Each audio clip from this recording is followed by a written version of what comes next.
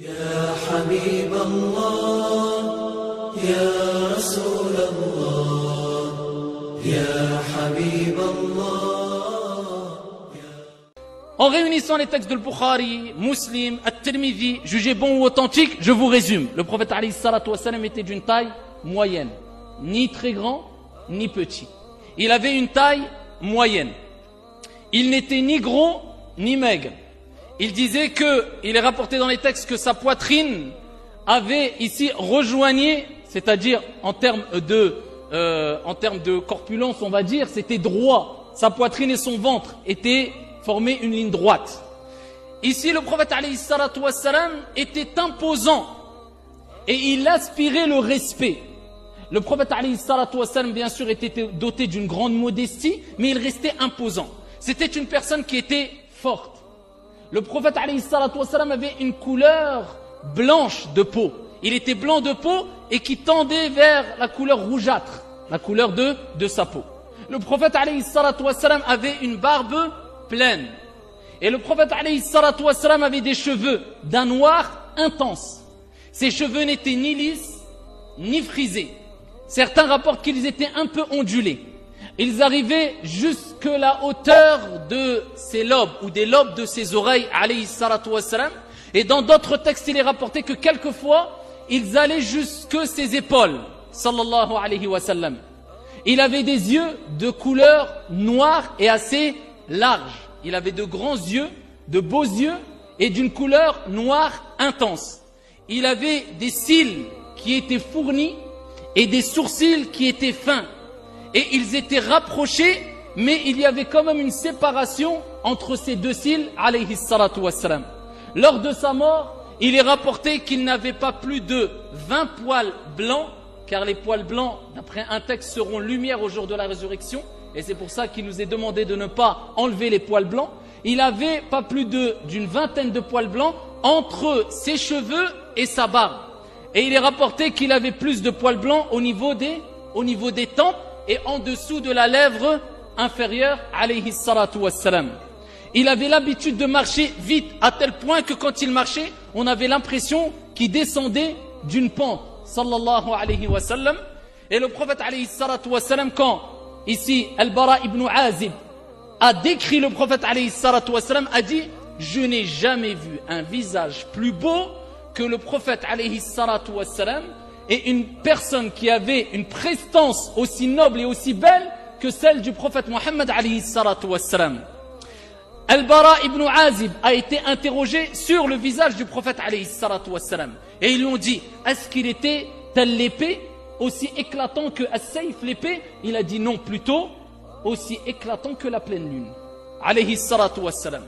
Et ici Abu Juhayfa a dit: un jour j'ai pris la main du prophète alayhi salatu wassalam et je l'ai posé sur mon visage, alors qu'ils étaient dans un endroit où la température pouvait atteindre les 50-55 degrés, il faisait très chaud.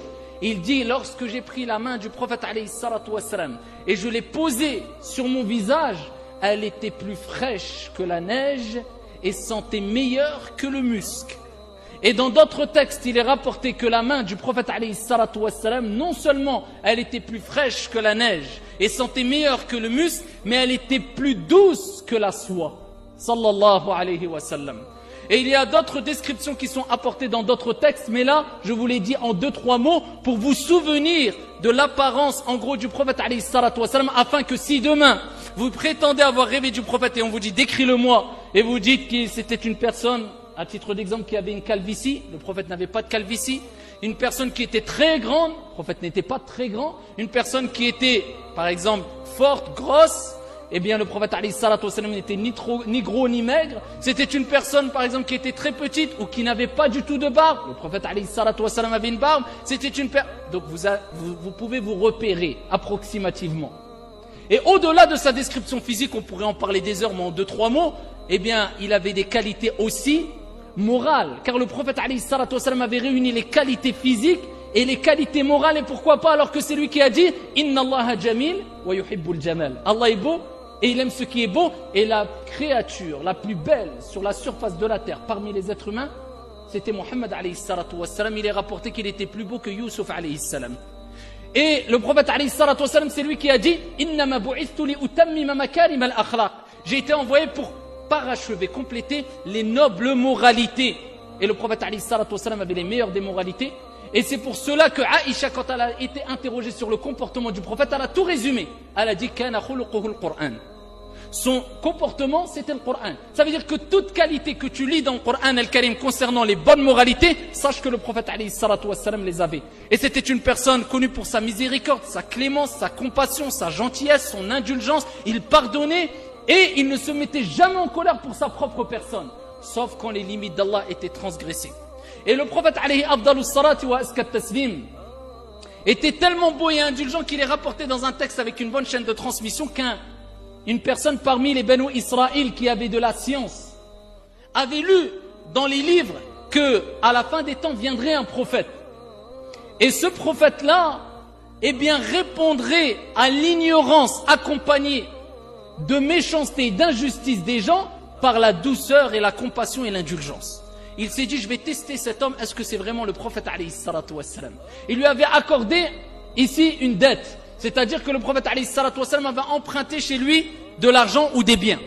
Et ici, ils avaient fixé une date. Car quand tu prêtes de l'argent, eh bien, il faut fixer une date. À quel moment tu me rends cet argent-là ou ce bien que je t'ai prêté.